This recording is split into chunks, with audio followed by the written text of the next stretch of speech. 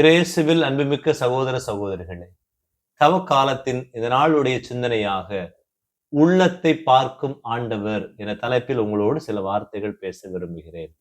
கடவுள் நமது வாழ்வில் நாம் செய்கின்ற செயல்கள், நமது உடல் அழகு, நமது பார்வை, சொல், செயல் ஆகிய எல்லாவற்றையும் கவனித்துக் கொண்டிருந்தாலும் அவர் விரும்புவது நமது உள்ளம், நமது ஆன்மா, நமது இருதயம் தூய்மையாக இருக்க வேண்டும்.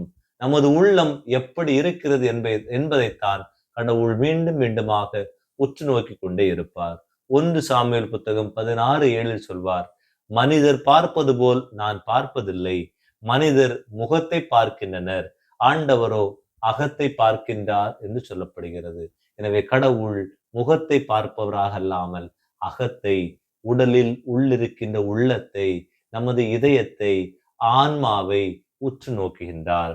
எனவே நாம் இந்த உள்ளத்தை என்ன செய்ய வேண்டும் என்றால், இறைவன் சொல்கிறார், உன் உள்ளம் கலங்காமல் பார்த்துக்கொள். முதல் சிந்தனை, நமது உள்ளம் கலங்காமல் பார்த்து கொள்ள வேண்டும்.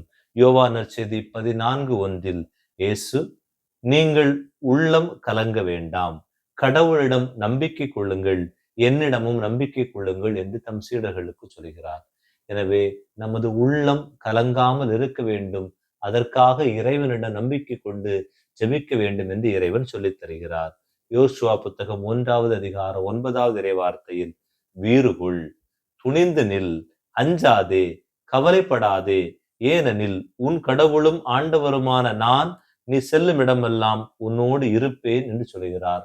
உள்ளம் கலங்கி தயக்கத்தோடு, பயத்தோடு, அச்சத்தோடு, எப்படி இந்த இஸ்ரேல் மக்களை வழிநடத்துவேன் என்று ஏக்கத்தோடு, ஒருவேளை என்னால் முடியுமா என்ற சந்தேகத்தோடு இருந்த யோசுவாவுக்கு ஆண்டவர் சொல்கிறார், உன் உள்ளம் கலங்க வேண்டாம், வீறுகொள், அஞ்சாதே என்று பதில் கூறுகிறார். இரண்டாவதாக, உங்கள் உள்ளத்தை பயப்படாமல் பார்த்து கொள்ளுங்கள். உள்ளத்தில் பயம் ஒருபோதும் வேண்டாம். யோவான் புத்தகம் 14:27 அமைதியை உங்களுக்கு விட்டுச் செல்கின்றேன், என் அமைதியை உங்களுக்கு அளிக்கின்றேன். உங்களுக்கு தரும் அமைதியை உலகம் தரும் அமைதி போன்றது அல்ல.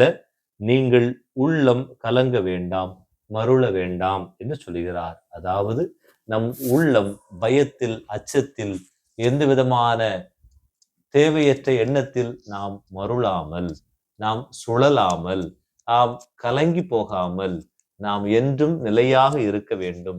எந்த விதமான பயமும் இல்லாமல் நமது உள்ளத்தை நாம் பாதுகாக்க வேண்டும் என்று இறைவன் விரும்புகிறார்.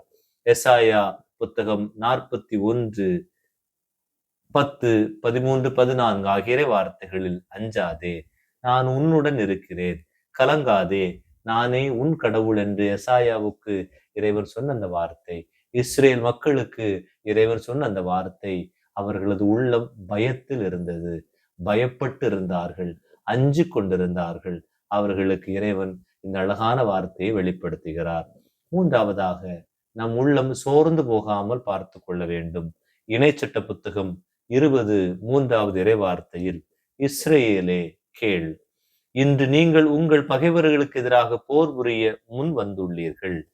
உங்கள் இதயம் சோர்ந்து போக வேண்டாம், அஞ்ச வேண்டாம், கலங்க வேண்டாம், அவர்களை பார்த்து தத்தளிக்கவும் வேண்டாம் என்று சொல்கிறார். இஸ்ரேல் மக்கள் போருக்கு முன்பாக அஞ்சு பயந்து கலங்கி கொண்டிருந்த போது, சோர்ந்து போய் இருந்த போது, இறைவன் சொல்கிறார், உன் உள்ளத்தை சோர்ந்து போகாமல் பார்த்துக்கொள். உன் உள்ளம் எப்போதும் திடப்படுத்துதலோடு திடமாக இருக்க வேண்டும் என்பதை இறைவன் சொல்லிக் கொடுக்கிறார். எரேமியா புத்தகம் 51:46 சொல்கிறது, உங்கள் உள்ளம் தளர வேண்டாம், தளராதிருக்கட்டும். நாட்டில் உலவும் வதந்திகளை கேட்டு கலங்காதீர்கள். பல நேரங்களிலே நம் உள்ளம் எப்படி கலங்கும் என்றால், பல்வேறு வதந்திகள், பல்வேறு பொய் உரைகள், பல்வேறு தேவையற்ற எதிர்மறை சிந்தனைகள், எதிர்மறையான கோட்பாடுகள், எதிர்மறை எண்ணம் கொண்ட மனிதரோடு நாம் உரையாடுகின்ற போதெல்லாம் நம் உள்ளம் கலங்கும். நமது வாழ்வில் பல்வேறு துன்ப துயரங்கள் வருகின்ற போதெல்லாம் நமது உள்ளம் கலங்கும். எனவே இந்த நாளிலே, குறிப்பாக தவ காலத்தில், நமது உள்ளத்தை பயப்படுத்துகின்ற, அஞ்சச் செய்கின்ற, அல்லது இந்த உள்ளத்திற்கு வலு இழக்கச் செய்கின்ற, சோர்ந்து போகச் செய்கின்ற எல்லா காரியங்களிலிருந்தும் நாம் விடுதலை அடைய இறைவனிடம் ஜெபிக்க வேண்டும். இந்த உள்ளத்தை நாம் இன்னும் ஆழமாக பத்திரமாக பார்த்து கொண்டிருக்கின்ற போது இறைவனுடைய இறை உடனிருப்பும், இறை பங்களிப்பும், இறைவனுடைய பாதுகாப்பும் என்றும் நம்மோடு இருக்கும். இந்நேரத்திலே நாம் ஜெபிப்போம்.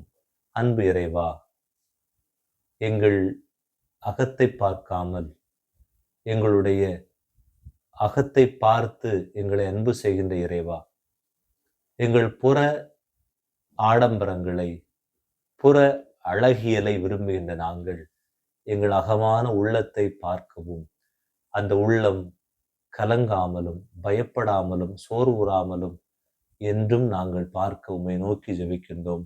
எங்களுக்கு உமது உடனிருப்பையும் உமது ஆசீரையும் தந்து எங்கள் உள்ளத்தை பலப்படுத்தும். ஆமேன்.